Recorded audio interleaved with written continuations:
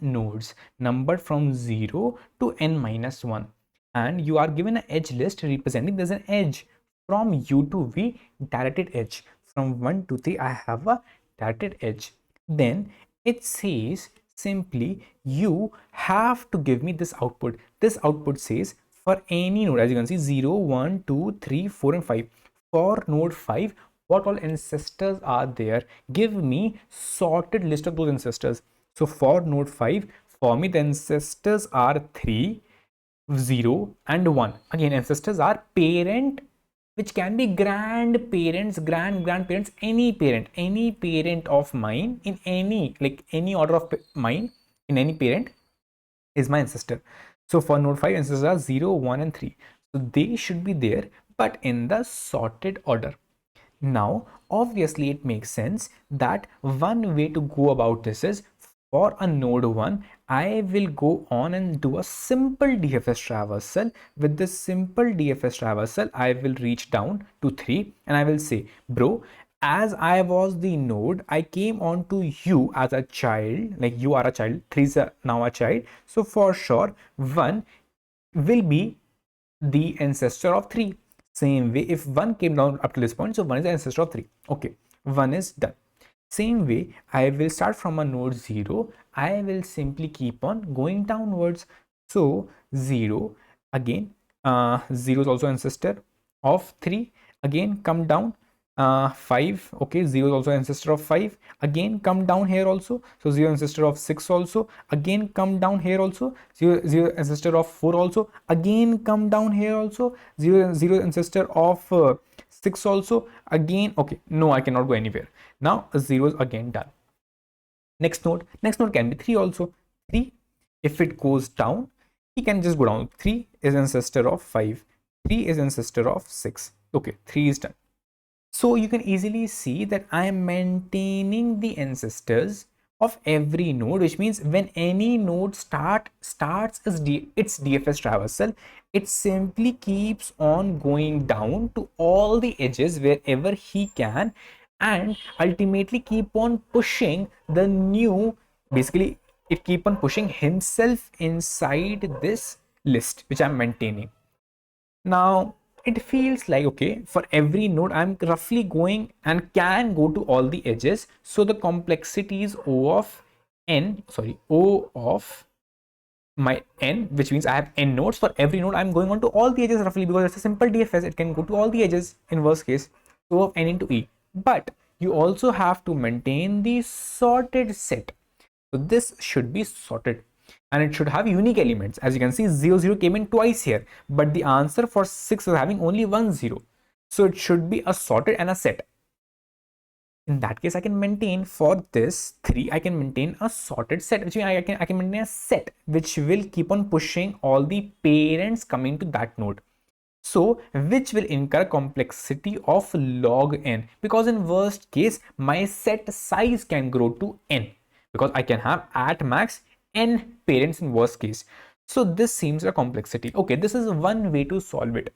Another way to solve it, again, because of how these kind of problems are framed, what actually, again, this is totally depends upon how I frame the problem. This was very blunt, but if I frame the problem and I add some more follow-ups, because of this being a DAG, I can also ask you, do figure me out if you can solve the answer or not, which means you have to yourself figure out if this graph is a DAG or not. So in these cases, when the follow-up starts coming in, then simple DFS will not work. If it will work, then you will have to separately write a code to find out if the graph has a DAG or not. Right? Now, if I look at very closely, then what happened? For a node 0, its child is a 3 and 4. So a node 0, when it's completed, it will give information to 3 and to 4. Okay, now node 0 is gone.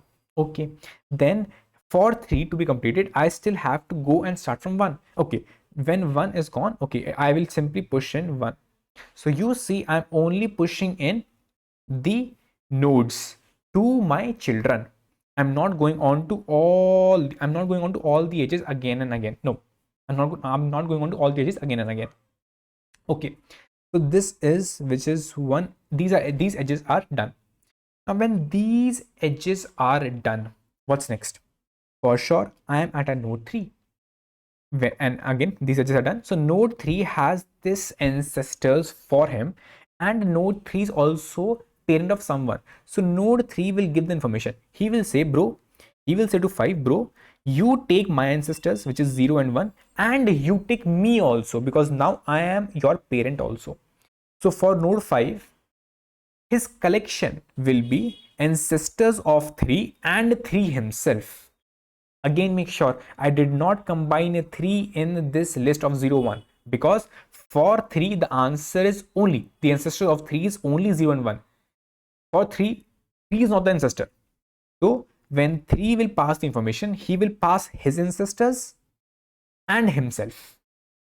So again, how this will be helpful is that I'm starting on from the nodes which are actually having in degree as 0. When these are done, when these are done, I will go on to the next node, which is the next candidate for integrity. What is this traversal called? This is simply called as a topological sort. If you don't know it, just go and watch this one video. It will be very helpful. Again, I showed you. You can also solve it via your simple DFS. But the follow-ups which I can have, and before that, the pre-follow-up, which means the pre-question which I could have asked you is, given you have this specific graph, I don't know if it's a DAG or not.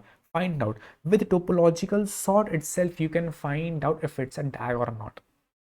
Because if your topological sort Q is not empty, or you still have some element which is not visited, then you can say the graph has a DAG. We have already seen it in the next follow-up video of this problem. Just write DAG by, you'll get the video.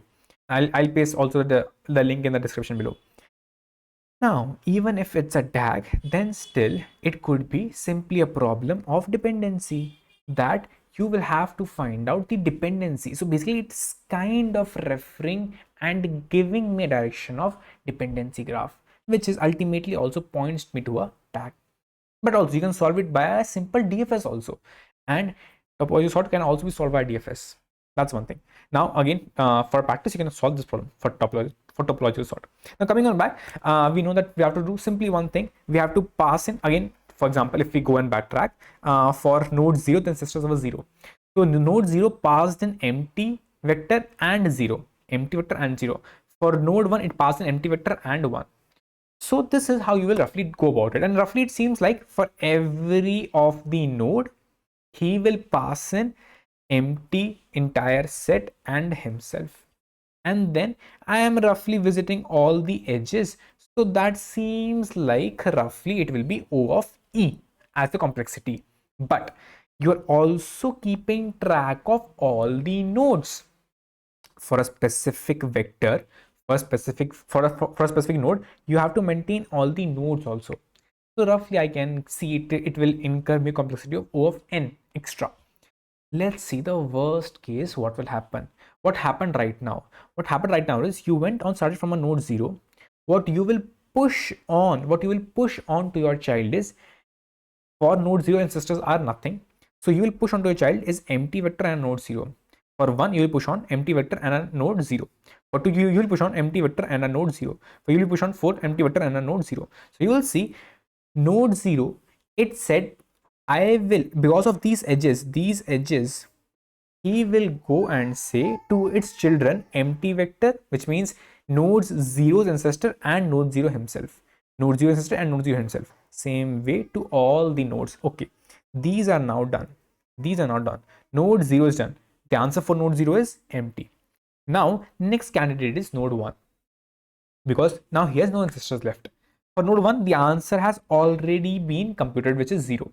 Okay, but what node 1 will tell his children is, node 1 will say, my ancestors are 0, and now I will also give myself. So node 1 will give his ancestors and himself, his ancestors and himself, his ancestors and himself. So node 1 gave his ancestors and himself, his ancestors and himself, his ancestors and himself. Thus, okay, this is what node 1 gave. Now, next is Node 1 is gone. Next is 2. Same way. For 2, the answer is his ancestors, which is 0 and 1. But he will give his children his ancestors and himself. His ancestors and himself. Right. Now, this is what is roughly how your code will look like. Now, in this case, if I ask what's the complexity is, let's see, because this is the worst part. People miss out on the complexity. For one node, what is happening? For one node, I am going on to all of the edges. If you remember, this is this was because of the edge from 0 to 4. This was because of the edge from 1 to 4. This was because of the edge from 2 to 4. Edge from 3 to 4. So every edge is, again, this is saying for that specific node, which is node 4 in this case, what all edges I had, every edge correspond to an ancestor parent or an ancestor node. That specific node gave me these many number of elements, which means one node is representing one ancestor in this case, and that is giving me the main number of nodes. Roughly, you can say in worst case it is n nodes. As you can see, n nodes. So for one node, it came out to be n square. So Aryan is the complexity for this case. Again, this is only for one node. You will repeat the stuff for all the n nodes. One is the complexity of n cube. I will say no. Why? Because in the problem itself, it says that although for any graph having n nodes, you can have roughly n into n minus 1 by 2 number of edges, but it is bounded by 2000. So if my n is 1000, in worst case it could have given me 1/6 number of edges, but it is saying you will only have 2k edges. So my edges in total are bounded by 2k. In that case, if I combine all the n nodes, I have to also combine all the edges, which now will come down to e and not n square. So for every of the edge, I will represent by one ancestor node. It will have, for one ancestor node, I can have at max n nodes in its list, and thus it will give me total complexity of O of n into E. Now, make sure in this case I have not considered the complexity of sorting individual list also, because make sure when you combine all these lists, you have to remove the duplicates and keep only 1 0, and also make the entire list as sorted. So what you can do is, one way is individually sort these lists and then combine it, or maybe put every element into a set. That will make it unique also and will sort it also. So which, if you use a sorting technique, it will incur your complexity of O of extra log n, which you obviously don't want. So how to optimize it? Simply, what is happening? You can maintain a sorted list. So what can, again, so far we have realized is the complexity have reached down to O of E into n into log n if we use a set to sort and to unique, or to make the elements unique. But if you want to remove this log n factor also, what we can easily see is what is happening in this case is that, see, 0 for this 6, its ancestor will be 0, 1 and 3, imagine, and from 4 it will get the data as 0 and 2, 0 and 2, as you can see, and then will give 0, 2 and 4. So ultimately you have to sort, because you are getting two ancestors, so you have to sort, basically combine these two lists, these two sorted lists, and make a new sorted list.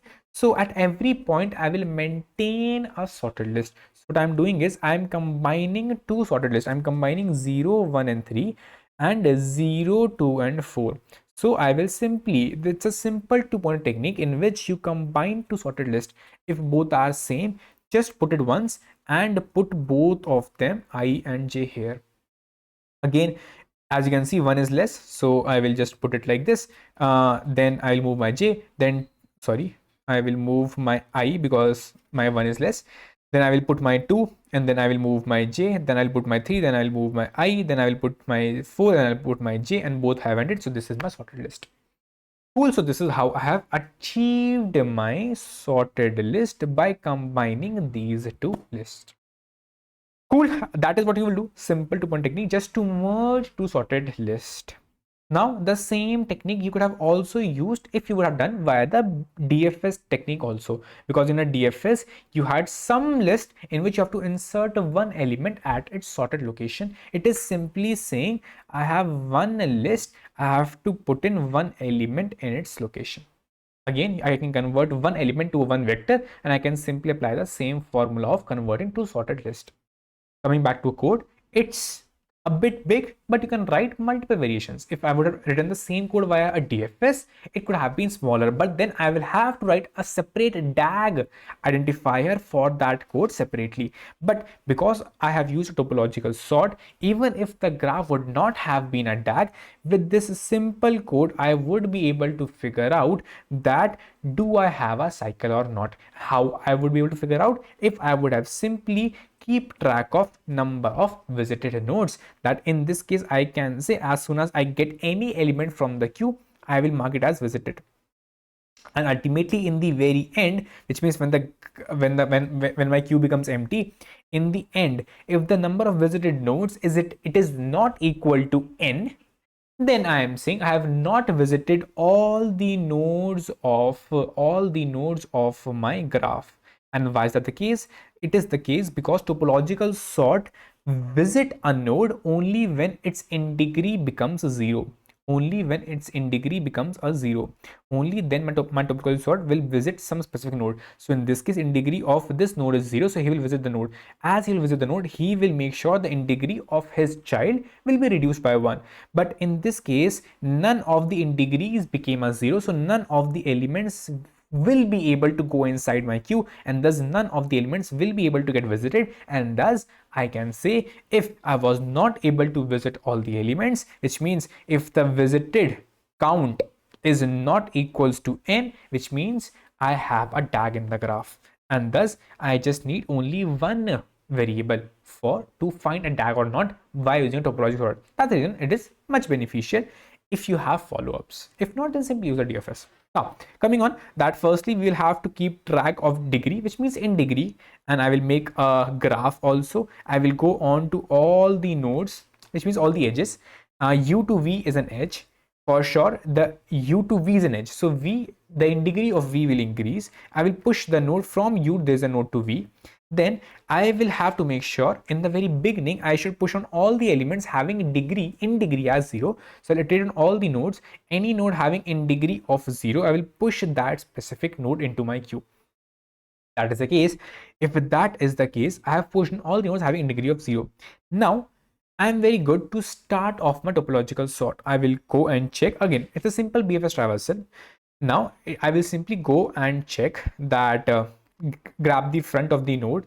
I have grabbed that specific node. Now you remembered what happened in the actual graph. You will say from a specific node, I have to push to my child my ancestors and myself. So as you can very easily see in the very beginning of the code, I have for the nodes having in degree of 0, they have no ancestors. So the ancestors for all the nodes are in the very beginning empty. But as I will go on to my queue for a specific node, I will go on to its child. Firstly, I will decrease the degree of its child because one edge is now getting lost. I will make sure that again, as you can see, sorted ancestors, as you can see, convert like replace it with the ancestor list. This is the ancestor list, and this parent is actually the node itself, which is the parent. So for my child, I have to make sure that sorry, this is my ancestor. So I have to make sure for this is my ancestor. So I have to make sure that for my child, I will incorporate the ancestor list and myself. And again, I am converting myself to my parent because I am now the parent. For the node to its child, node is the parent for the child. So for the sorted list of my child, I will merge my ancestor list and myself. I have written a merge function which will simply merge two sorted arrays. Now this is a much much advanced merge sorted function, which means this can merge two sorted arrays who have duplicates also, which means 0 0 1 2 3, sorry, 0 0 1 2 5 and 0 1 1 2 3. So this code which I've written will merge these two arrays and will make it an array of 0 1 2 3 and 5. This is what you will get. But in your case, you will always be having unique elements, which means 0 1 2 and 5, and this will be 0 1 2 and 3. So in this case, you can simply apply the merge technique which I showed you. But in this case, I just considered the worst possible case, that okay, what if I get some duplicates after merging also, so I've just handled that, but that is not required. So what I did is, I went, okay, when I is less than equal to n and when j is less than equal to m, if my parent is less, simply push my parent and increase my I, but make sure to remove the duplicates from the parent also. Same way, if child is less, push the child, but make sure to remove the duplicates from the child also. If both are same, then remove duplicates from both of them, push any one, increase both of them, thus so as to get rid of any duplicates ever possible. Again, making sure if something is remaining, simply pushing that, but also making sure to remove the duplicates, which is obviously could be possible, but in this case will not be, considering how you go about it. Ultimately, return the sorted list. It's simply merge two sorted arrays, removing duplicates. Now, when the sorted array is merged, if the degree becomes 0, I will push that to my queue. And ultimately, I can simply go on the entire nodes in the order from 0 to n minus 1 and can keep on pushing in my answer. That is my sorted list of nodes as an answer. With this, you went on, because of this queue, BFS, you went on to all the edges exactly once. And for every edge, in worst case, I'm considering it can have n nodes in its list, which is obviously not possible because it will always be having less than n nodes. As you can see, it will never be always n nodes. It will be 2 node, 3 node, 4 node, 5 node and 6 node. Like it will always be kind of increasing, not exactly always n, not always n, not always n nodes, will be less than n nodes. So it will be like less than e into n, but worst case we can say it will be e into n. Space will be O of e plus n because of graph you have used, having a space of O of e plus n. Cool. I hope you guys got both the approaches, and also you guys got that how topological sort is more intuitive in these cases, but still you will be able to solve it without using topological sort by a simple DFS, and still that will incur the same time complexity, considering in your simple DFS also you will have, when you will pass in 0 to all its children, you will have to put 0 in the sorted location by using your merge sort or any of the two-pointer approach. Cool. I hope you guys got it. If yes, then do smash like baby. And if you're confused and not able to perform good in interviews or on Leetcode contest, go and watch this one video. It will help you a lot. Cool. Bye bye. Take care.